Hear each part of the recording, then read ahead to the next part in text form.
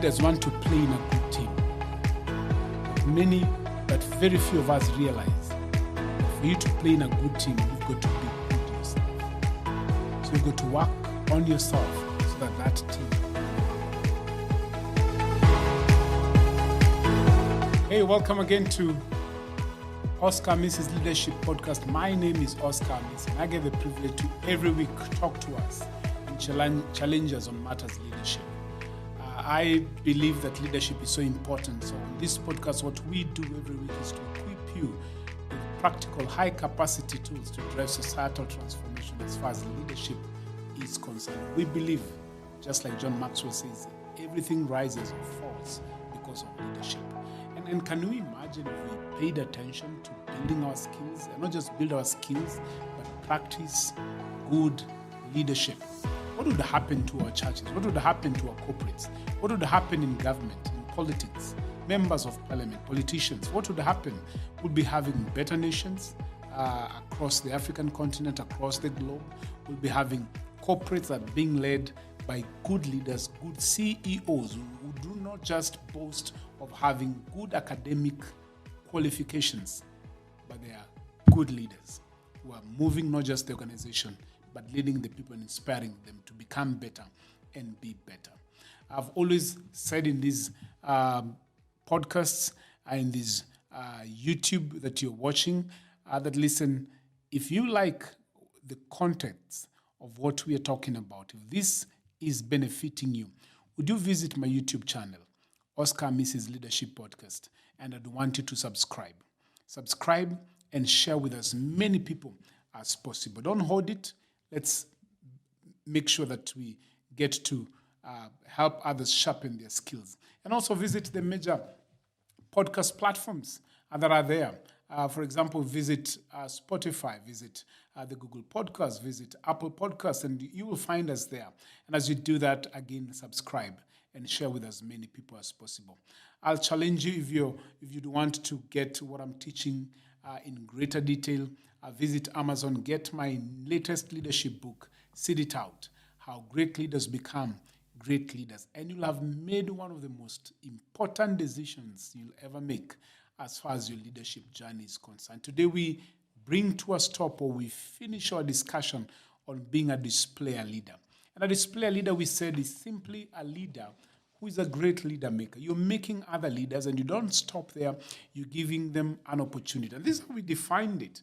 We defined a displayer leader as one who grows other leaders. In other words, you intentionally grow other leaders. Not only do you grow other leaders, but you also create opportunities for them to be able to thrive. And you go a step further and you open doors for them. We said displayer leaders think generationally. They don't just think about themselves, that the vision will end with them. Displayer leaders think generationally. They think they're legacy-minded, if you like.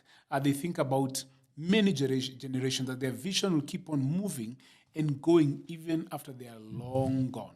That's one of the characteristics of a displayer leader. And as we bring this to a close, I want to challenge you as I challenge myself. Would we work with the people around us and develop them so they can go beyond where we are at, so that the vision that we represent can move beyond our lifespan, so that it can see expression even generations after generations and after generations? Last week, we were talking about the how of displaying. We talked to you about the technicalities, the practical things that you and I have got to do for us to be able to say we are displaying those around us. A few things that we need to do. And we introduced and said one of the things that you need to do, we said, is opportunity. And we talked about opportunities for self-awareness, opportunity for access, and then we talked about opportunity for activation. We said there are those three key things that you and I need to do if you're going to call ourselves displayer leaders. Opportunity for activation. And we said when you talk about opportunity for activation, what we are literally talking about is the ability to create an environment for the people you're developing to thrive. Creating an environment for them to activate that which they've been able to learn. And it's simply saying, I will allow those that I'm developing to unleash their shine. I will create a safe environment for them to engage and even fail without the fear of retribution. that we can get to start learning from our failures to become better. And we said there are two things that happen when you give them opportunity for activation. We talked about endorsement, that it's important for you to publicly endorse your people. We said two things happen when you endorse those that you're developing. One, you do it through public recognition. It's called visible affirmation of people. And sometimes it's difficult, but I think you and I can take time and have the habit of publicly recognizing good work. They say what is celebrated will be repeated. What is celebrated will definitely be repeated. So there has to be some visible affirmation of the people that you are developing. It is like giving people credibility. And then we talked about personal network, giving them access and credibility to engage with your personal networks. We said, as somebody is coming up, they are greenhorns, they're inexperienced, they don't have networks. They will need someone who's been in there to create a platform for them to build their own platform on the platform that you've built for them. And that happens when you give them opportunity for activation. The other thing that we said happens when you give them the opportunity for activation is not just endorsement, but we say accountability. And last week I told you that with the first two, the responsibility is solely on the leader. But when we come to accountability, it shifts to the person being developed.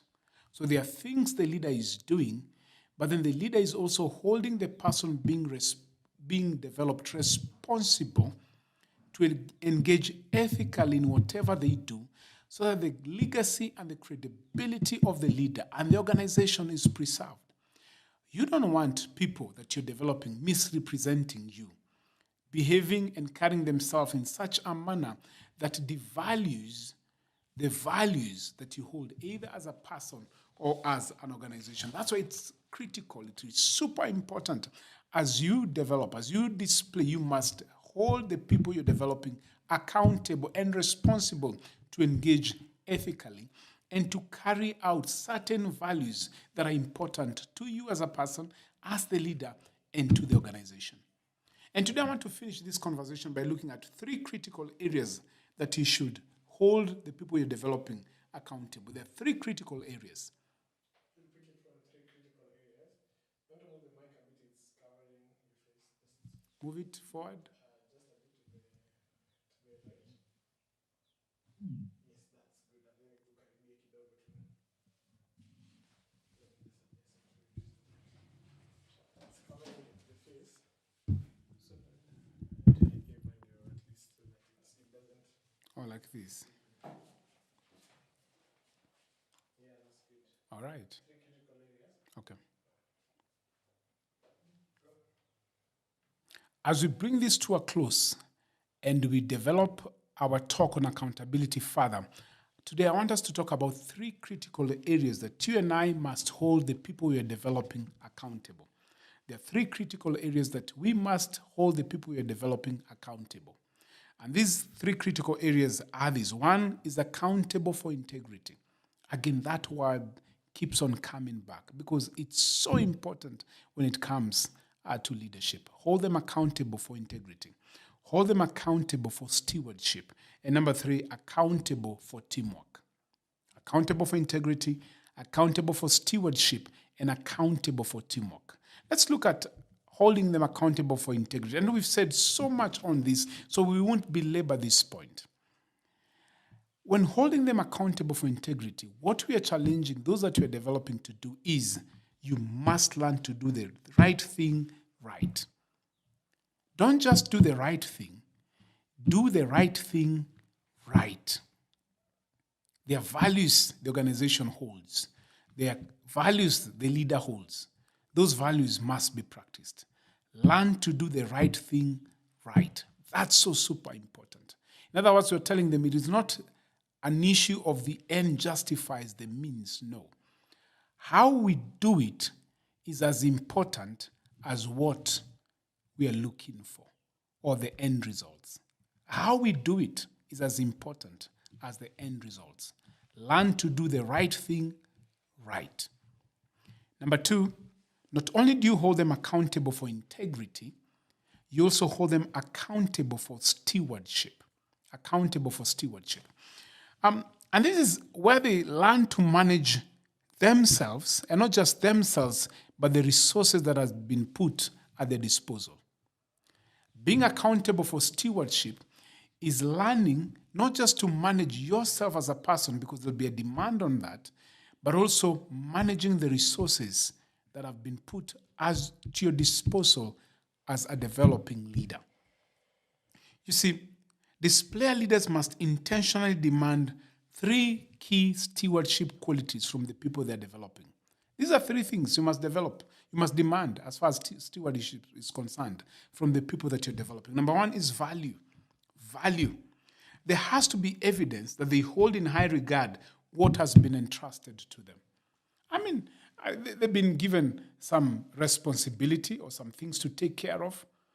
They have to show evidence that they value those things. And the only way you can do that is to be a good steward. And you become a good steward by taking care of what has been put or handed to you. I mean, taking care of it, making sure it is in good condition. I don't know where I visited and I saw a motto in an office. One of the key operating mottos in that office was make it new, make it new. And I asked, what do you mean make it new? And they said, every week we have somebody who goes around and he finds anything that has been broken down. Their work is to make sure that it goes back to the original position, to the original state. That's stewardship. You don't just maintain, but you add value to it. You don't just add value, you take care of it. Something has been handed to you to take care of in that space. It's an office, it's a desk, it's a computer.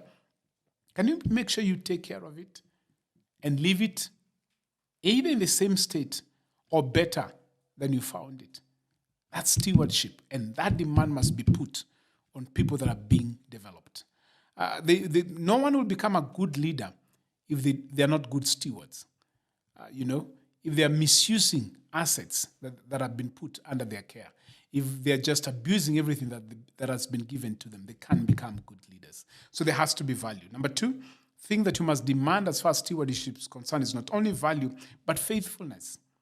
We need developing leaders to be faithful.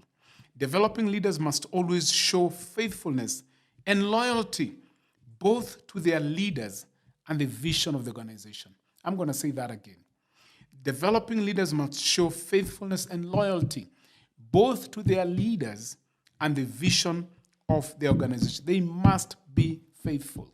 They must be faithful. You don't want somebody who behaves differently when they are in the presence of the organization or they're together with their leaders and they behave totally differently when they're out there. They become a misrepresentation. We need our people to understand as we develop them that, listen, wherever you are, you are like the ambassador of the organization. So behave well. When they see you out there, they're seeing as an organization. Not only do they see as an organization, but they see the leader, because they connect you to the leader. So you've got to behave well, whether in public or in private. If you don't behave well, even in private, even away from the leader of the organization, then you become a misrepresentation of what we are about. They must be held accountable for faithfulness. They must be faithful. They must carry themselves out well.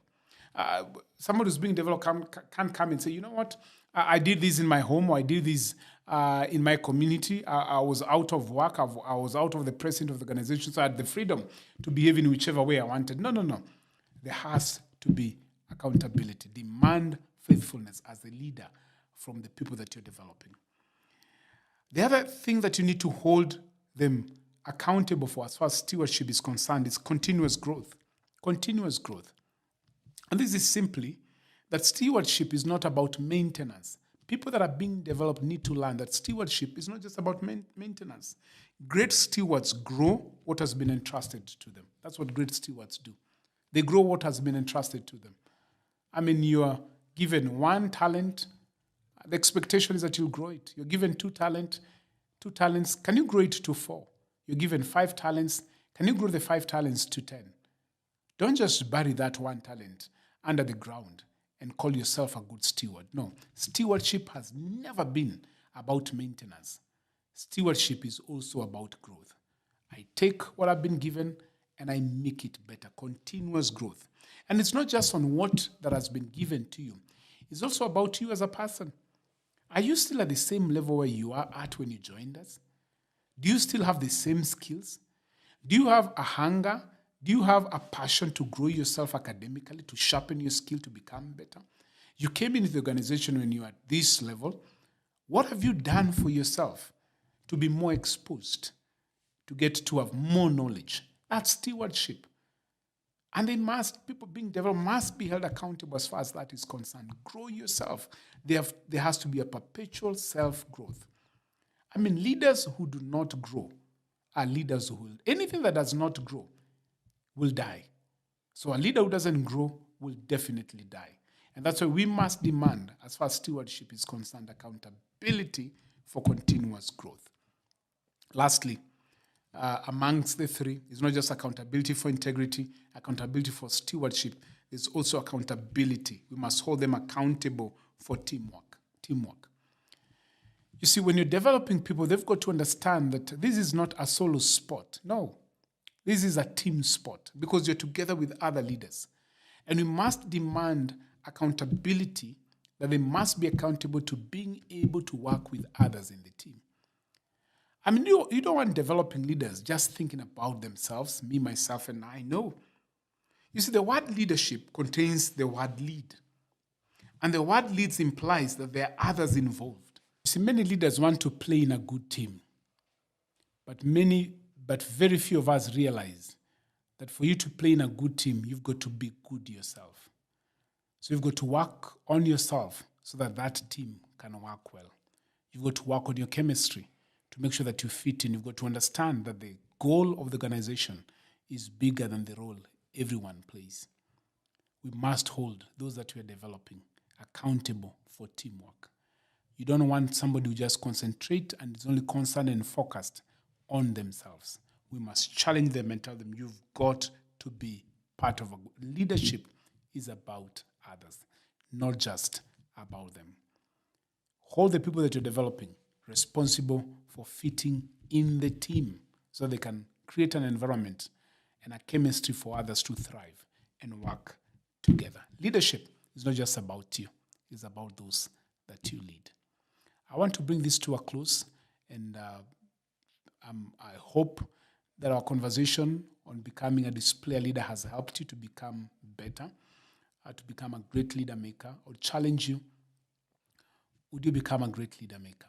Would you become a display leader? And let's make the organizations we work for, the organizations that we lead, better because we've become better leaders.